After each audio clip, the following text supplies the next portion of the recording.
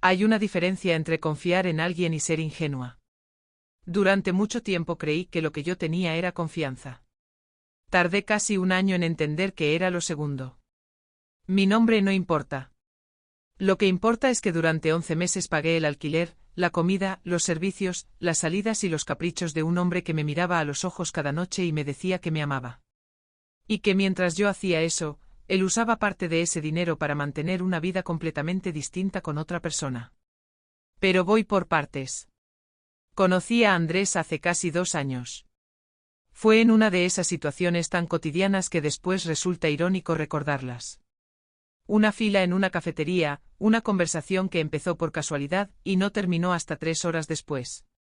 Era encantador.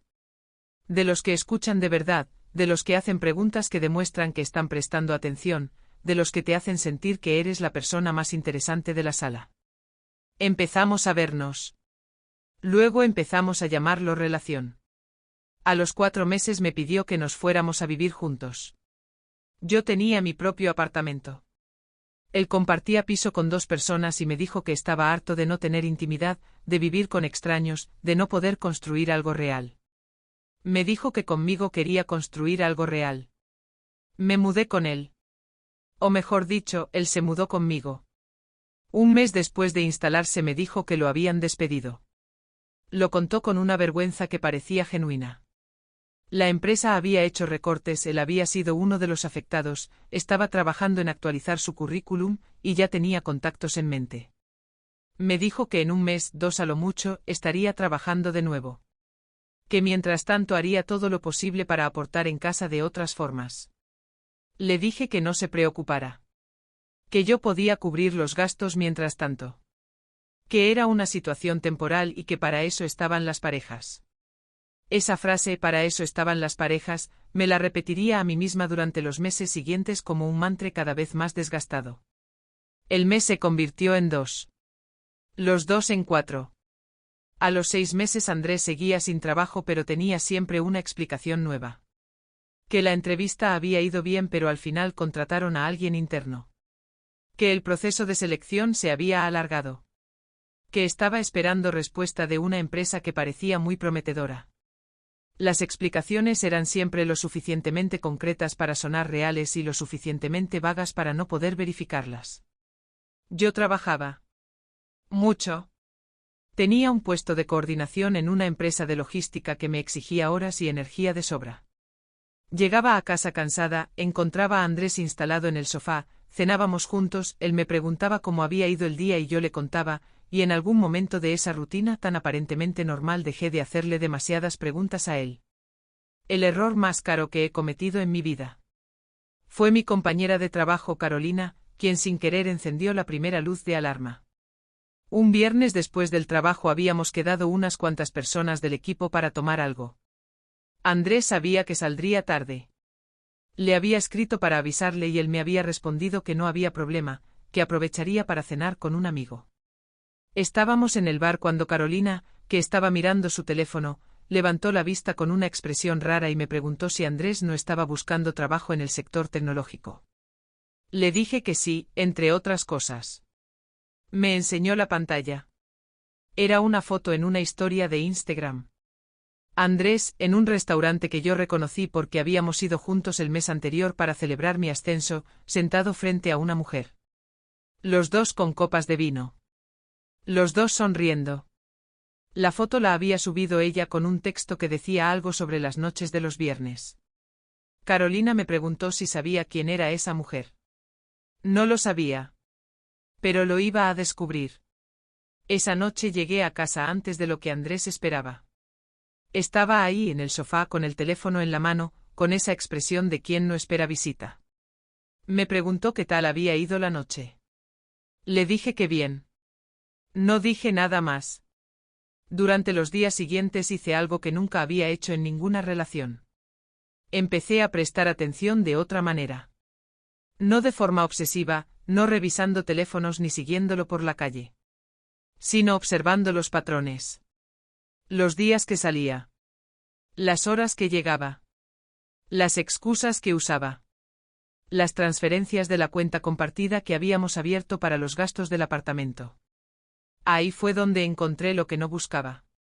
Revisando los movimientos de esa cuenta vi transferencias que no reconocía. No grandes cantidades, nada que disparara una alarma inmediata. Pero regulares.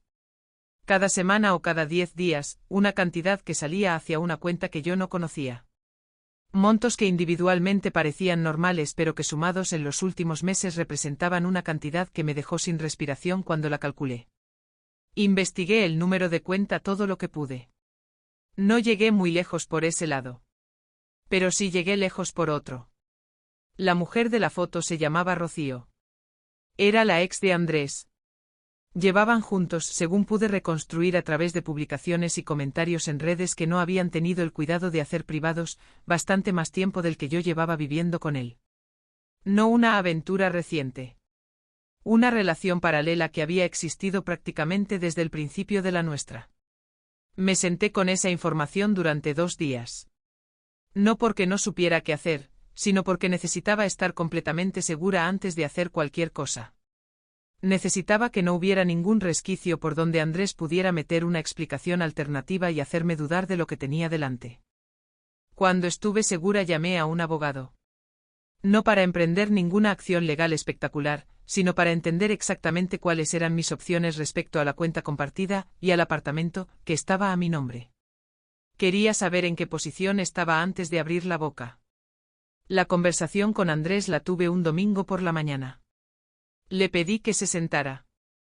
Puse sobre la mesa los movimientos de la cuenta, las fechas, los montos, las capturas de pantalla que había guardado. Le expliqué con calma lo que había encontrado y lo que había deducido. Y le pregunté si quería contarme algo antes de que yo terminara de hablar. Al principio intentó negarlo. Luego intentó minimizarlo.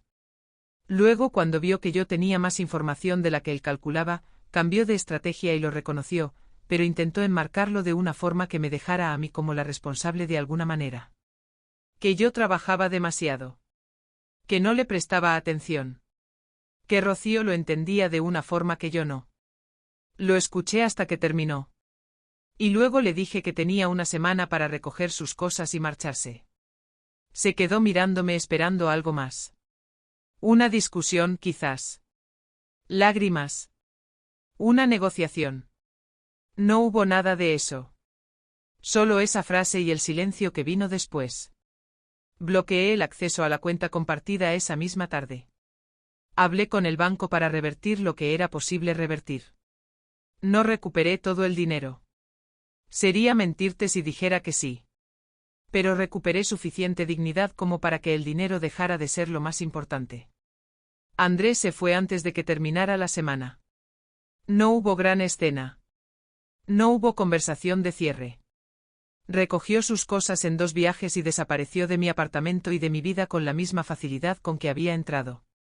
Me quedé sola en ese apartamento una noche mirando el espacio que había ocupado su ropa en el armario y pensé en todos los meses que había llegado cansada del trabajo convencida de que estaba construyendo algo con alguien. Pensé en todas las veces que había justificado su falta de trabajo con argumentos que él mismo me había dado. Pensé en lo bien que había aprendido a leerme, a saber exactamente qué decir para mantenerme tranquila y confiada y productiva y pagando. No lloré esa noche. Creo que el proceso de los días anteriores me había dejado sin lágrimas para ese momento. Lo que sentí fue algo más parecido al frío. Una claridad incómoda pero necesaria. Aprendí cosas de ese año que no hubiera aprendido de ninguna otra forma. Que el amor no es una razón suficiente para abandonar el sentido crítico. Que apoyar a alguien en un momento difícil es un acto hermoso, pero que tiene que ser recíproco en la intención aunque no pueda serlo en lo económico.